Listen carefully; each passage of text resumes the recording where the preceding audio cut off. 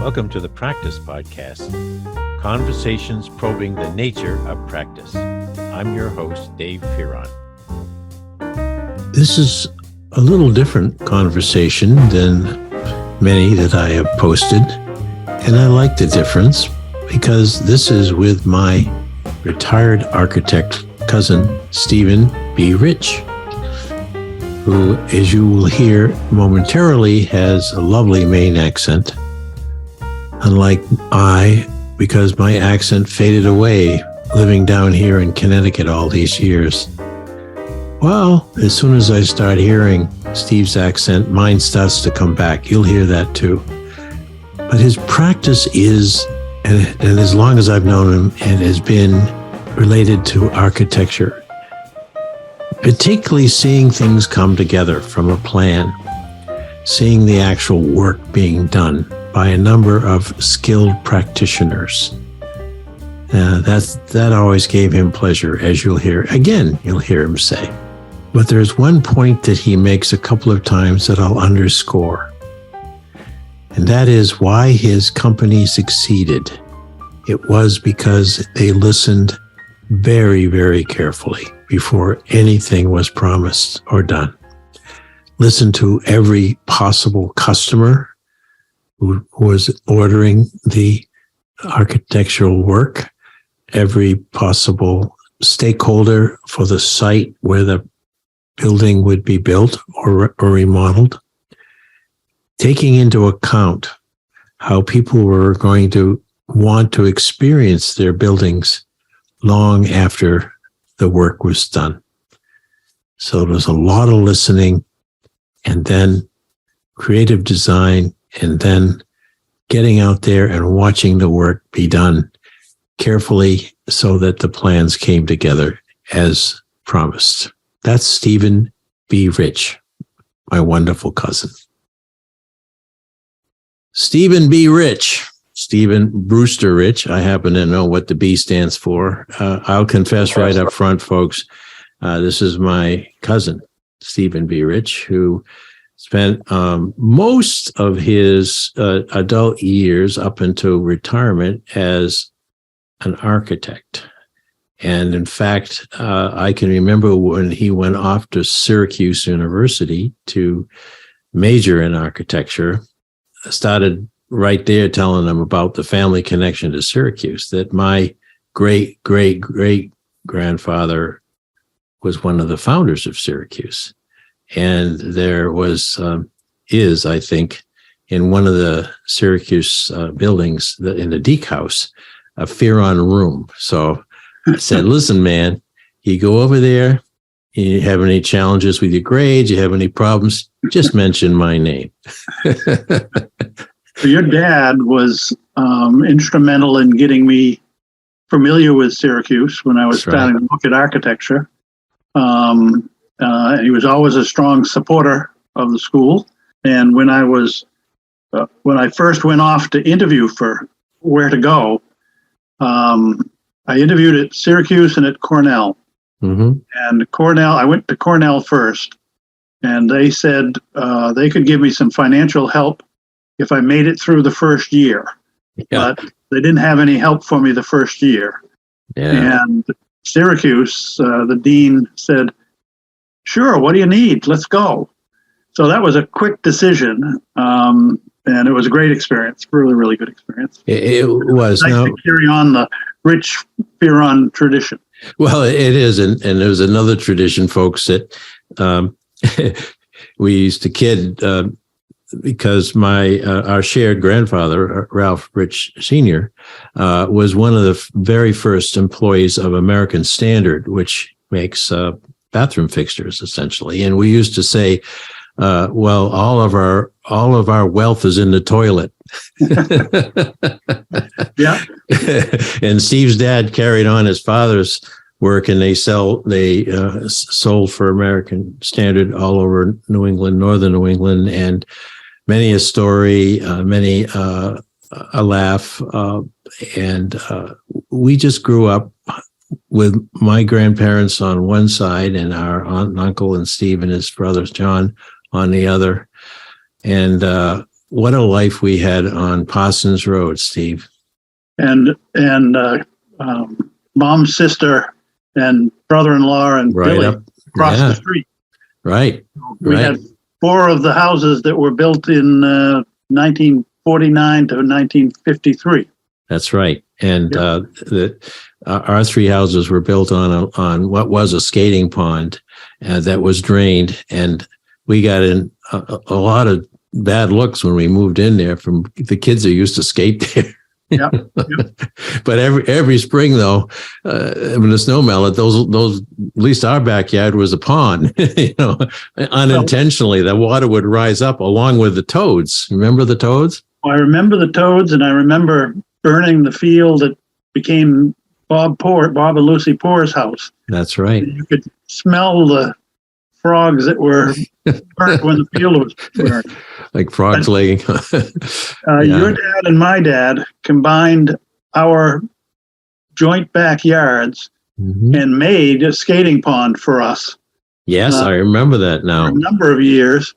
And both Spencer and Dad would get home from a day's work, and relaxation would be going out with a hose in the winter, just being not a Zamboni, but spraying on new ice for us for the next day. That's right. That's right. Oh man, you got a great memory. Well, here's why, folks, I wanted to start with Steve's memories that we both had, because I think one of the fundamentals of practice, of any sort of practice, is how you start out in life, with whom, and what are your influences, what are your inspirations, aspirations. All of that has to start like you and I did, Steve, when we were just little kids.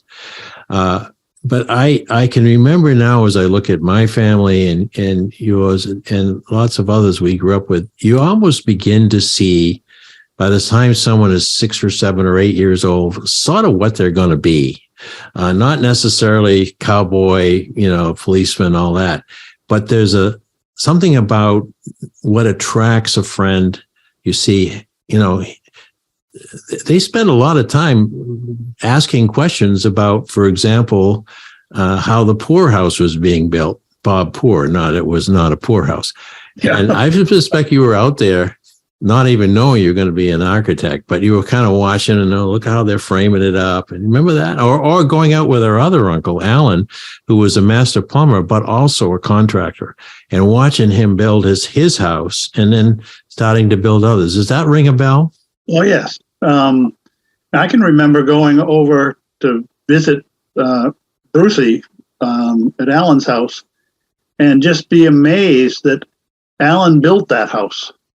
Right. And they kept having kids and they kept adding on, and it was always under construction. Our house was pristine and clean. Done and done. The house was always kinetic.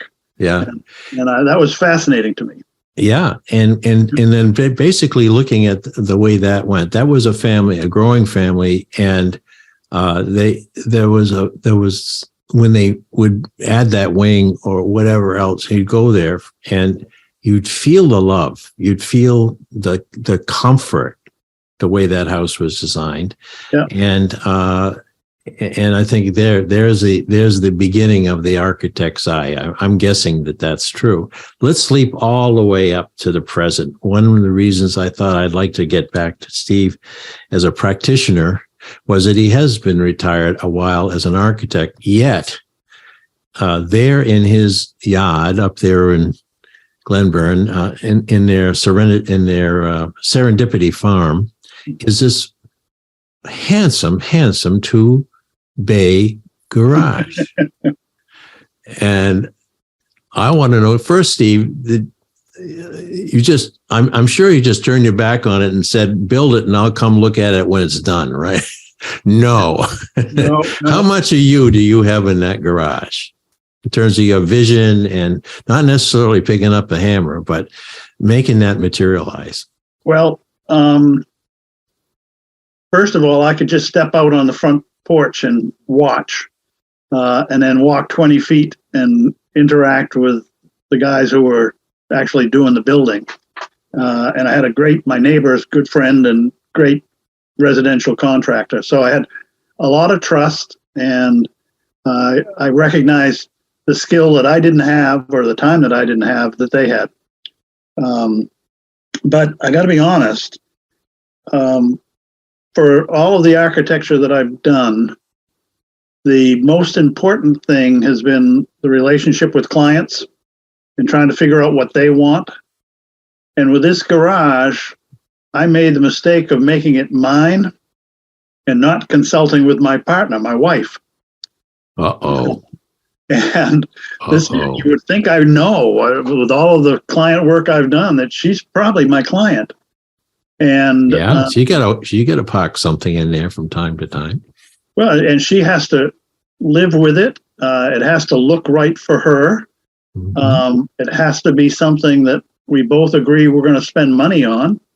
And I had to take down her favorite apple tree to put it where I wanted to put it. So we started with resentment. Yeah, you're still married. We're still married. 50 some years. So I started listening to her.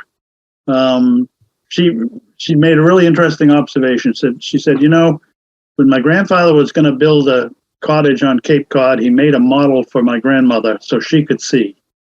And when my father and mother were going to build a camp on Keezer Lake, you made a model of something so they could see. And when Logan and Jake were going to build a shed out back, you made a model so they could see.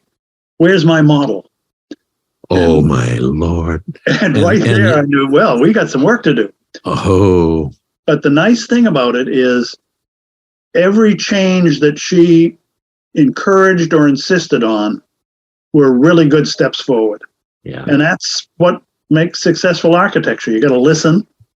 It's not just your ego. It's who's going to be using it, how they're going to feel about it, what do they do. And so, yeah, I'm really proud of it. I love it. It's great.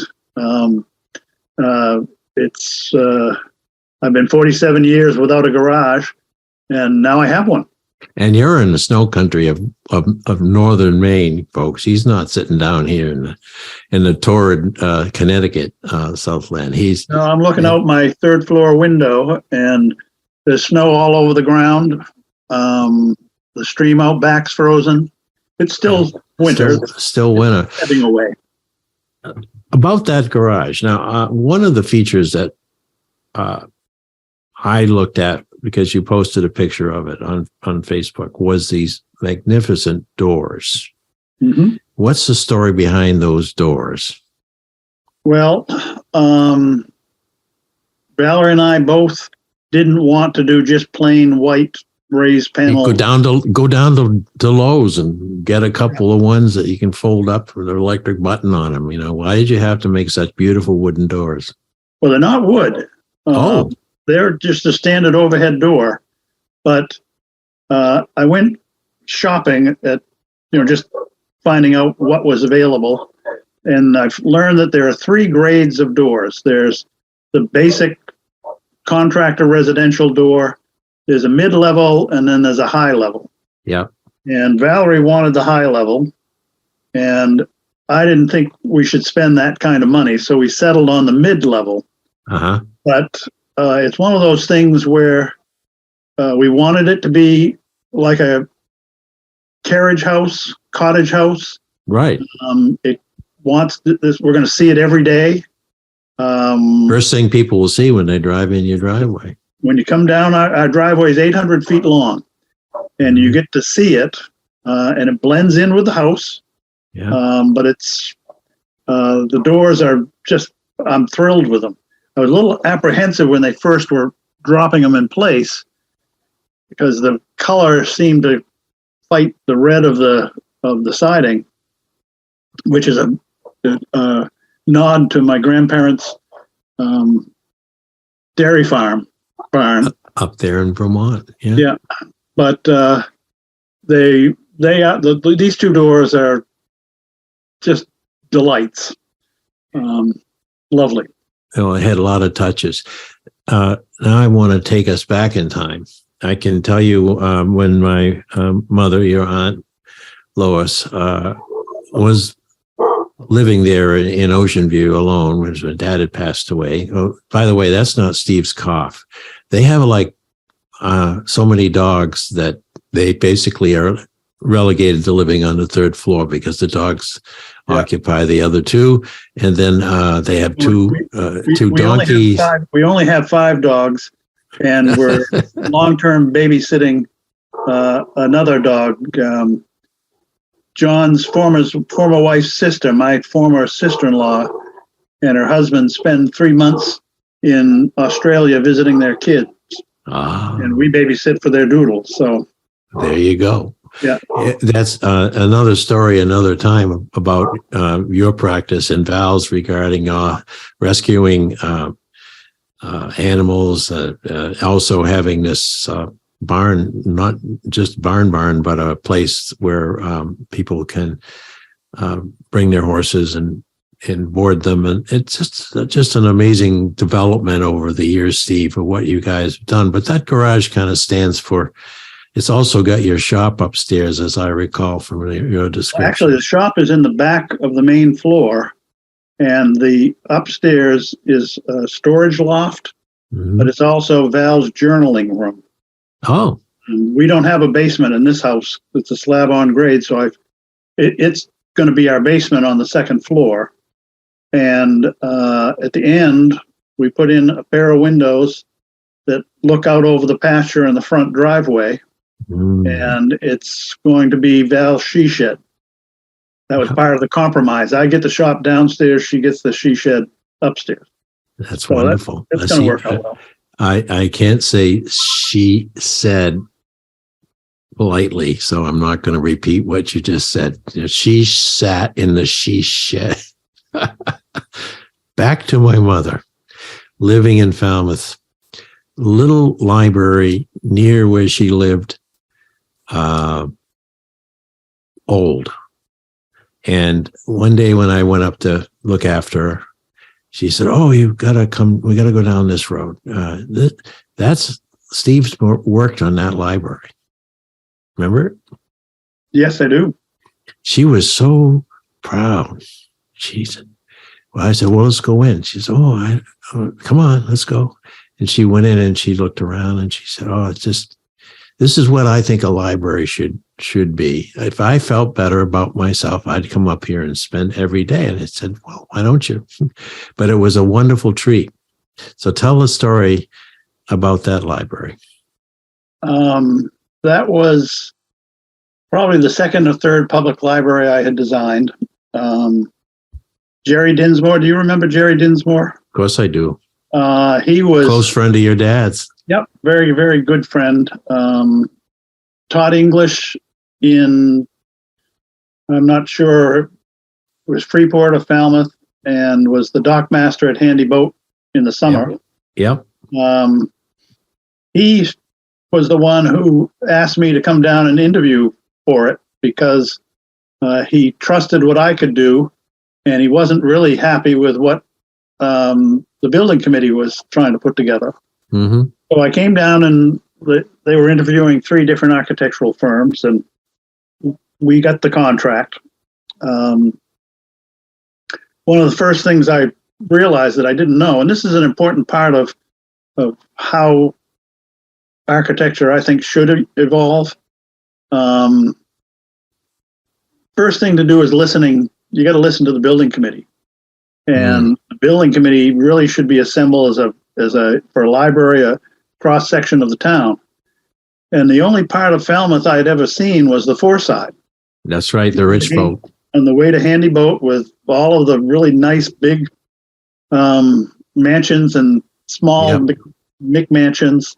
Yep. I never had gotten into the back hills, the foothills, the lowlands, which is at the time was populated with a lot of trailers.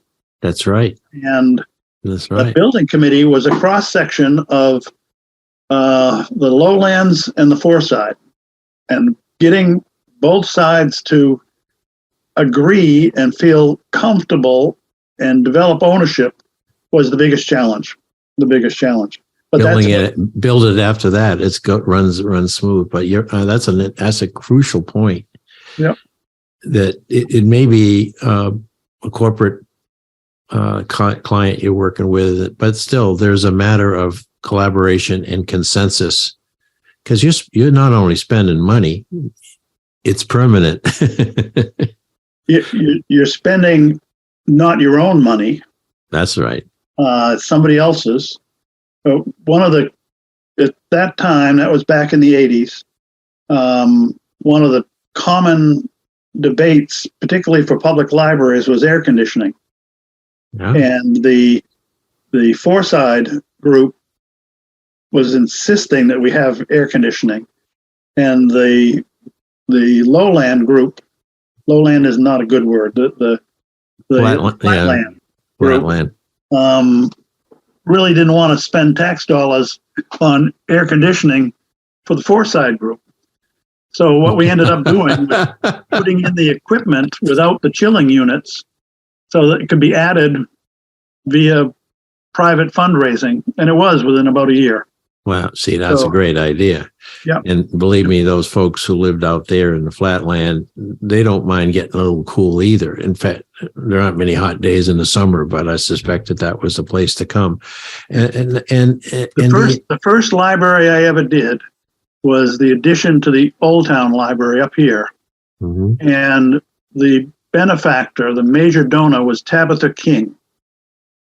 Everyone thought it was Stephen King developing a library for Old Town. And first time I met her, the first thing she said to me was, keep in mind, this is not Stephen's library. It's mine. It's my money and it's my town. And that's what it means. You got to listen and pay attention to your client. Yeah. She was the client, not Stephen. Yeah. And he always was to take a back seat, even when we had the dedication. He sat in the audience and she was up just, doing what she always does, which is good public service. Yeah, and she's written some fine novels too. Yes, so they're no slouches. The King family and their kids, I guess, are all quite well grounded too. Now I want to flip to one more build because I'm watching my clock and yours. My sister Judy and you were very close in age as was John and your brother. And so they would walk up our road, carefully cross Ocean Avenue and go to their elementary school.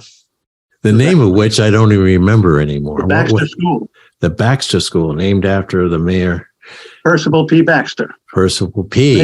Mayor of Portland and governor of Maine. What? That guy got a lot of attention. He got a bridge named, he got around, but he had a whole island named after him. He donated the money for the boulevard.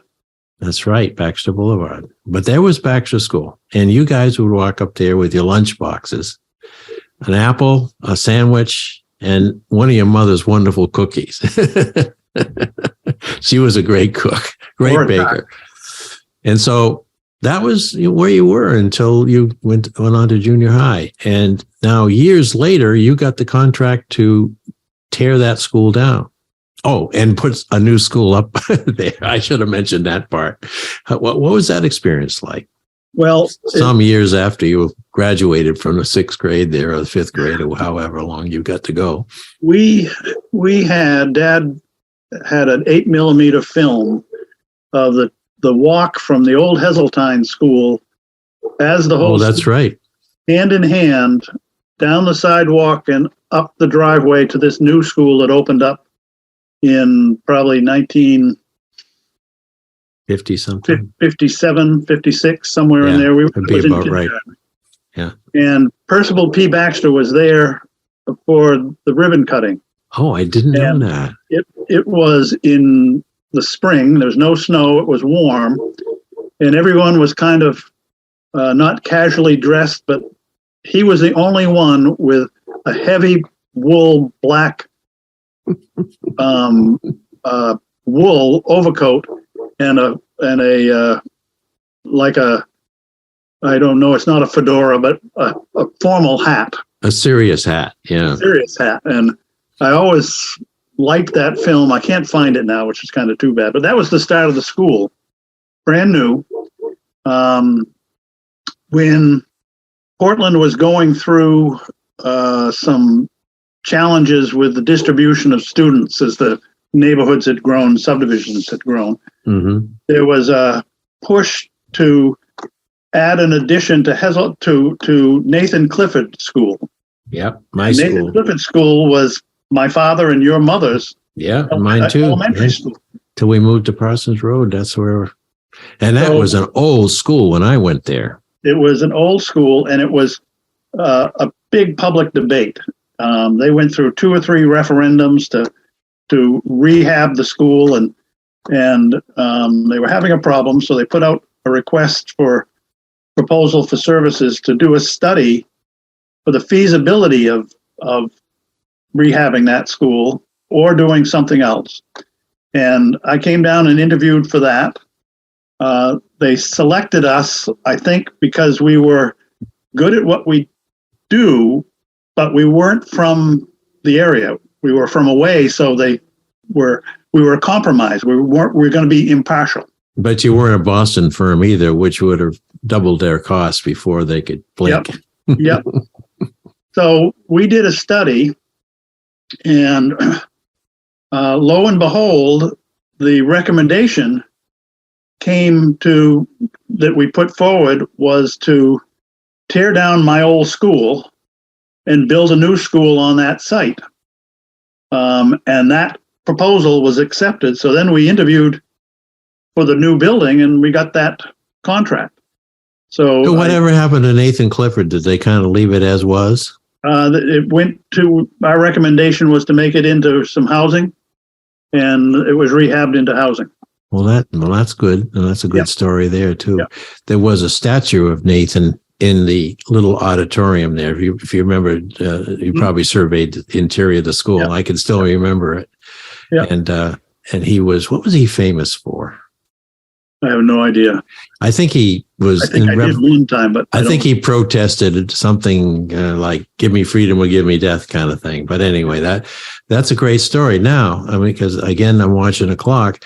The vision for that, you tore down your old school that you actually were the first to set foot in, which is kind of an interesting historical check on.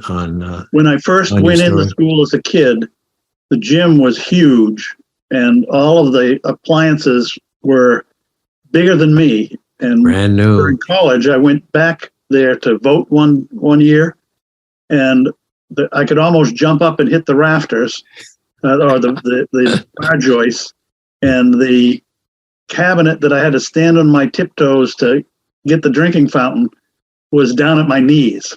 There you go. So my evolution, it was a long time in study. And then we tore it down. It was a really successful rebuild. It was what the community wanted. I think it's still functioning well.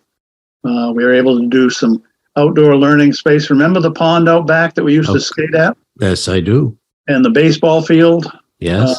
Where we used to play baseball? Mm-hmm. Well, one of those areas, the pond wasn't there anymore. But we built an outdoor classroom for the 3 months in the fall and the 2 months in the spring when school is there and we don't have snow. And that worked out well. And it's also a great just community asset. What did you name that? What did they name that school, Steve? Well, they didn't want to call it the Baxter School. Right. Which I thought was kind of too bad. I would have liked Baxter too. But it's just the Ocean Avenue Elementary School. Okay. But as I recall, it also had a theme to it, like freedom or something that was global in a sense. But being that little school in Portland, Maine, I recall that story, and maybe that's what my mom told me about it. Yeah, I don't remember that. I just remember in theming, a lot of what they wanted to start doing was multi-age instruction. So we were set the interior up where they could blend adjacent classes and grades with a common area in the middle that was flexible. And I think it's working out well. That's what it was. It was of course, it met my philosophy, and coincidentally, Peter Vail's philosophy. We believe that learning is a completely done in conjunction with whoever else is available. And if you made more ages and more types of instruction available in moments of time while you're doing it versus being kept in one box for the whole day with Miss Fudge, it would be better learning. And now the last part of Steve's story, and then I want you to have a moment to cap it on it. I believe your niece, John's daughter's niece, went to that school. Amara? Sally went to the school. Sally did. Okay, John. Yeah. But Sally did, and her daughter went to it. So we had 1, 2, 3 generations of kids go through that local neighborhood school. Oh, and when we were young, I don't think we took lunch boxes to school. We would come home for lunch. We would walk home for lunch and then walk. Oh, you're right. It was that close. I was the one who had to drag that lunchbox down to Cummings School and then up to the junior high. Yeah. But what a treat that was. Yep. It was for you guys. You used to it was come great. home, there'd be a hot bowl of soup there for you and toasted cheese sandwich. Man, man, oh man. We did the Brewer Community School. It was a combining the elementary and middle schools when we were talking about theming. And we created 3 wings that separated the K3, 4, 6, and 7, 8 groupings. And we did each wing themed after the history of Brewer. So there was one that was both in coloration and dioramas, ice harvesting from the 17 and 1800s. Another was brick making. All of the bricks around this area were made along the Penobscot River. And another was boat building. And it was really well received to have the history of Brewer embedded and integrated into each level of the school physically and contextually. That's wonderful. And that's a nice thing of what architecture can do. It can remind you where you've been and show you where you got to go. Stephen Brewster, Rich, I'm very proud of you. I'm delighted that we've had a chance to bring you into the Practice Podcast. And it'll be fun to write up a way of featuring this with a quote or two that I'll be taking out of this conversation and weaving it into my book on practice as a way of being. And this gentleman is still, to this moment, being a good man who loves to see buildings do the right thing for people. Is that my friend and cousin Steve Rich? Yep. I want to tell you a little story that you might, I know you won't remember the story, but it'll bring back some memories. My first exposure to architecture was when Papa, when I was 5 years old, took me up to Woodford's church for the cornerstone setting of the new church to replace the church across the road that burnt down. Church across the street, yeah. And I can remember sitting there in the chair with him. I think everyone else was in school, and I was in what was pre-K, was sub-primary. So I had the morning off, and he took me up. And that cornerstone was the biggest thing I had ever seen. And they lifted it in place, and I always liked that. So for every public building that I did, I would encourage my clients to put a cornerstone in. And the thing that I've learned is that not everyone looks forward. Sometimes it's hard to get beyond the immediacy of the moment. And I would say 50% of my clients would invest in a cornerstone. You had to have it made. It was unique. It wasn't something you buy at Lowe's. That's right. And I could tell the people who wanted to have a building that was going to last for decades to a century versus people who are more interested in solving a problem today and didn't want to spend any money on anything that wasn't going to address that. So, yeah, well, that's a great symbol, isn't it? The Papa cornerstone. was a great inspiration for me. And he, having spent all those years helping contractors make decisions and build things, and my dad, who was a kitchen designer in his last phase of his career, built to last. Yep. With pride. There you go. Well, thank you, Steve. This has been great. It's been fun to chat, catch up on some things, share a little bit of insight, and help spread a little of the passion that I have for things that are worth working for. Yeah, thank you. Great, thank you. Thanks for listening to the Practice Podcast, where we discuss practice with a capital P. If you'd like to hear more, listen in on Spotify, Automatic, and Apple Podcasts, or go to inactionresearch.com/podcast-page. And if you'd like to learn more about social inaction and the nature of practice, head over to inactionresearch.com for more information. Thank you for supporting this show. We look forward to hearing from you soon. Oh, how could I have forgotten? Our digital book on Practice as a Way of Being is now available. You'll find it online at www.mylibrary.world. I worked on that book after Peter passed away, and I think you will find it a unique and very, very mobile reading experience, since it's wherever your screen is in hand or at hand.